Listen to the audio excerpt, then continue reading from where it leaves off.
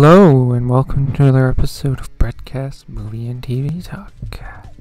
I'm back with another video on another DC animated movie. Well, this time I'm not going to be talking just about one, but two movies.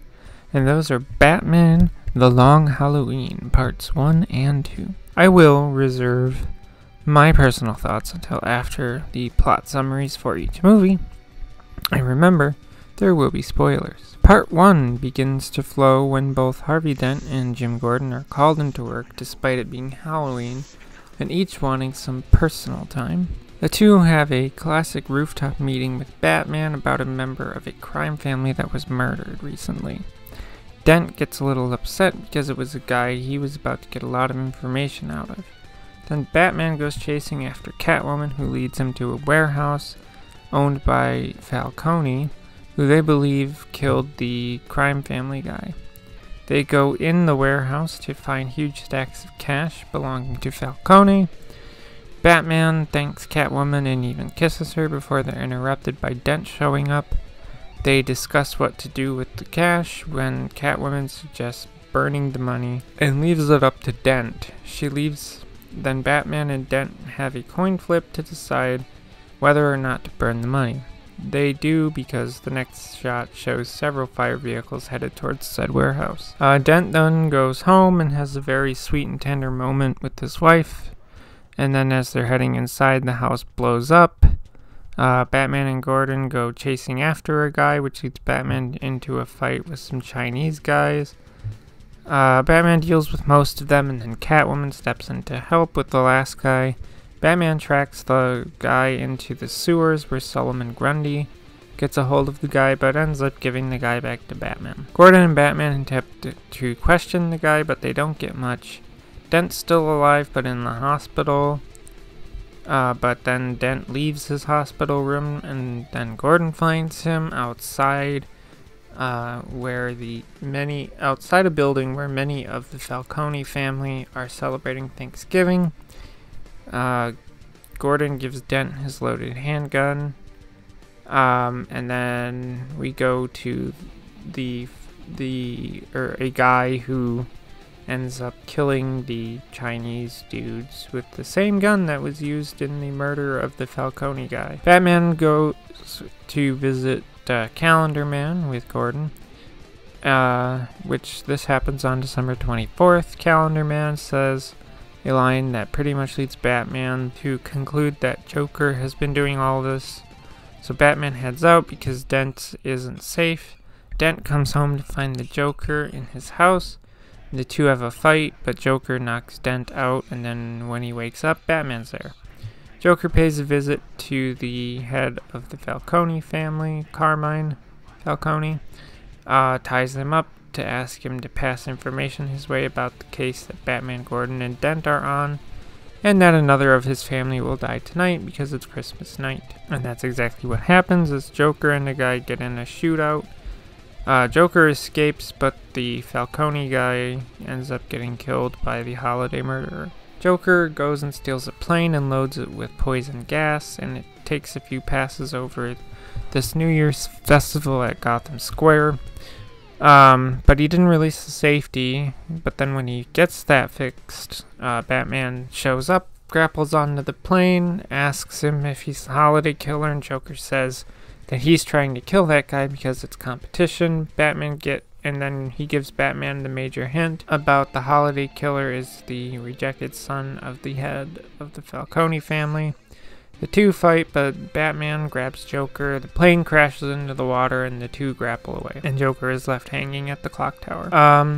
We go to a yacht where the son is chatting it up with Selena Kyle. Batman swoops in. Batman tells him he's the guy that's doing the holiday killings, but then when it hits midnight, the holiday killer shoots that guy.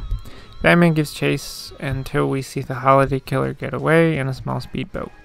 And that part 1 ends with Batman, Gordon, and Dent basically saying they need to do better and protect the rest of the Falcone family. Part 2 picks up with Bruce Wayne at his mansion under the control of Poison Ivy. Then we cut to another murder that happened on Valentine's Day, and then another on St. Patrick's Day.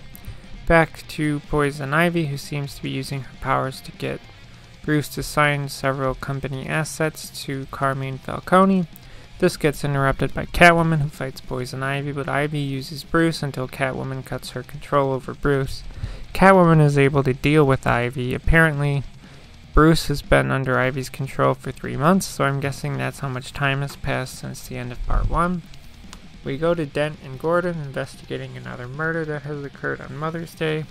Batman then gets in a fight with Scarecrow, but Scarecrow ends up injecting him with fear toxin, and Batman has flashbacks to when his parents got killed, and it's a really weird scene. I guess he crawled to the street where his parents were murdered, but then Catwoman shows up and takes Bruce back to his house, and Alfred takes him inside. There's a scene where Bruce, Dent, and Gordon are chatting about what happened on the yacht. We get a flashback to how Bruce's parents helped the Roman family in the past. Bruce then tells Gordon and Dent that anything between his family and the Romans died the night Bruce's parents died. We go to Sal visiting his dad when his dad gets shot by the Holiday Killer. Sal goes to Dent, makes a deal with him since he's got a lot of info on Falcone. Batman then is investigating the Gotham Bank, which is in the process of being robbed by the Scarecrow. Batman almost gets him, but then the Mad Hatter knocks him out. We then get a guy that tries to kill Dent on the docks, but then a fight breaks out, but also Catwoman is there, and she goes all out before Dent stops her. This guy gets away, but then I think Dent wakes up with blood on his hands, and there's a dead guy in like a scene from one of the holiday murders that happened. I don't know. That was kind of confusing, but whatever. Dent goes to court and starts to lose it as he keeps hearing voices in his head. Eventually Sal, who agreed to help Dent, tosses a bottle of acid on Dent's face. Yep, this is the point when Dent transitions into Two-Face. Well, physically transitions into Two-Face. Rainey takes a call and then disappears from the hospital, then gets led by 2 members of the Falcone family that end up turning their guns on him, but then Two-Face is able to trick them and deals with the 2. We get the next holiday murder at the birthday of Carmine Falcone. Dent goes and hangs out with Solomon Grundy for a bit. Batman goes and has another conversation with Calendar Man, who offers to stop the murders if Batman lets him out, but then gives him a hint about the next one that'll be on Labor Day. Grundy stops the prisoner transfer of Maroni and Two-Face, and yep, Batman's there. Dent was going to shoot Maroni, but Batman gets him to drop his gun, and then the Holiday Killer shows up and Maroni gets killed by them. Dent and Grundy decide to bust into the prison where all of Batman's favorite villains are being held. We skip some to when Scarecrow, Mad Hatter, and Poison Ivy are wreaking havoc throughout the city because Two-Face let them out, but not Calendar Man. He was not so lucky. Two-Face, Grundy, Joker, and Penguin bust into the place where Carmine is being held. They kill everyone, and they capture Carmine. Two-Face has a sit-down judgment time with Carmine, but that gets interrupted by Batman and Catwoman. The 2 almost get stopped by Poison Ivy, but they're able to defeat all the villains. Ultimately, Carmine dies in Batman's arms. Sophia dies despite Catwoman trying to save her. Batman and Gordon meet up with Two-Face on the rooftop, in which Two-Face says, "I'm Two-Face now," and then admits that he was the holiday murderer. Batman asks Two-Face while being handcuffed if it was worth it, and Gordon says the good guys won, but they won't know for a long time if it was worth it. But the real twist comes at the end, when it's actually revealed that it was Gilda Dent, Harvey Dent's wife, who was the Holiday Killer, not Two-Face. And Batman doesn't do anything about this either. He doesn't arrest her or anything. He just asks if the holiday murders are done, and she says they're not done, just finished. And that's where part 2 basically ends. And now, what did I personally think about both of these movies? Oh boy, there's a lot to unpack here. Let me first start with the animation style, because this was actually different from other DC animated movies I've watched and discussed recently. The lines on characters are thicker than they usually are, and there's more shadowing. I don't know how to explain it, but it's different, but it looks really cool. I'm sorry, but now it's voice acting time, and I'm gonna say it. I didn't like the Joker's voice. It just sounded like to me that the guy that they got to do Joker's voice was trying so hard to do an impression of Mark Hamill's Joker, and it didn't hit for me. Everything else was fine. All the other voice actors were fine, but yeah. A shocking one, I have to say, is Josh Duhamel as Harvey Dent / Two-Face. You know? It surprised me, because I'm like, I've seen this guy in how many of the Transformers movies? I'm like, that's the soldier guy from Transformers, and you don't even notice it in here. But man, there is so much that I loved about these two movies. The opening credits, for crying out loud, with the comic book panels and the mysterious, ominous music. It just really sets the tone for both of the movies. There's some great character relationships on display here too. The relationship between Catwoman and Batman is put on display. Like, despite Selina saying flat out to Bruce that them being together just won't work out, yet she constantly helps him out. And by the end of part 2, I still feel like the two are kind of in love with each other, because, I mean, they kiss an awful lot. You basically see their relationship, or bleh. The best relationship is between Dent and Gilda. You basically see their relationship go from all right to just deteriorate throughout part 1 and 2, to the point where at the end of part 2, Dent's wife is just like, oh, Harvey's dead, but he's not actually dead. There's family relationships too, like Wayne's relationship with the big crime family.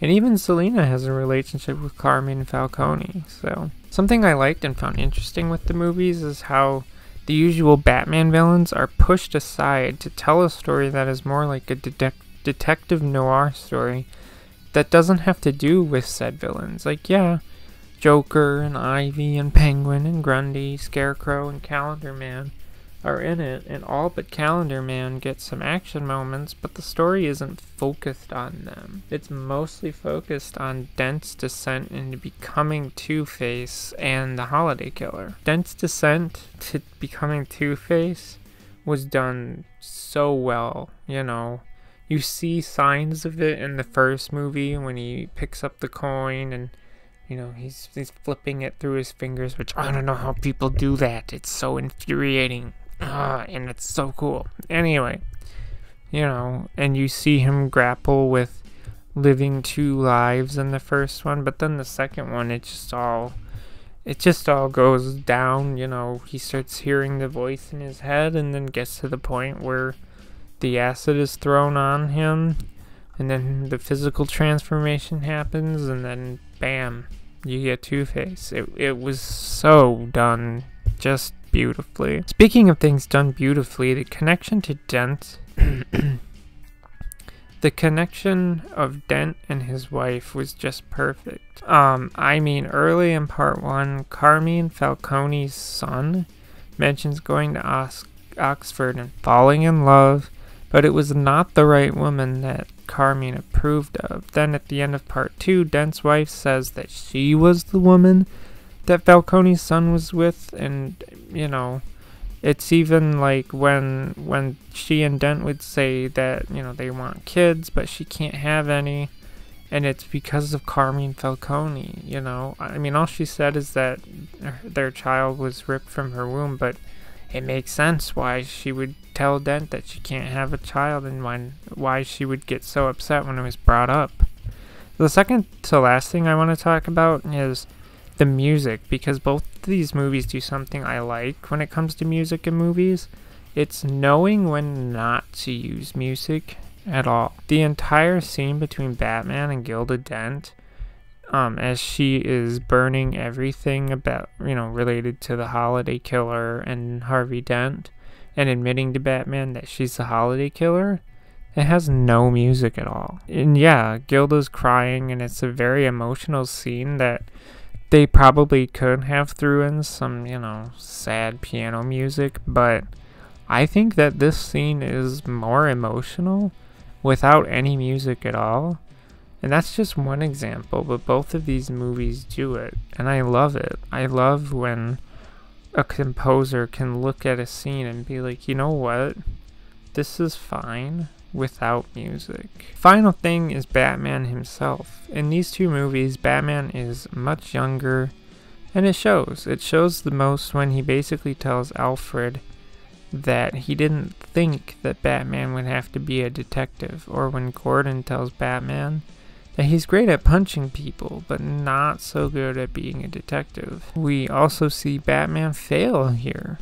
He considers Dent to be a friend, and he blames himself for not protecting Dent and for not saving Dent. And that's not something we get to see all the time. Honestly, Batman, he grows a lot in these two movies, and it's really wonderful to see that. To be honest, both of these animated movies, they do a lot that for Batman. They do a lot for Batman that a lot of live action interpretations of Batman don't do.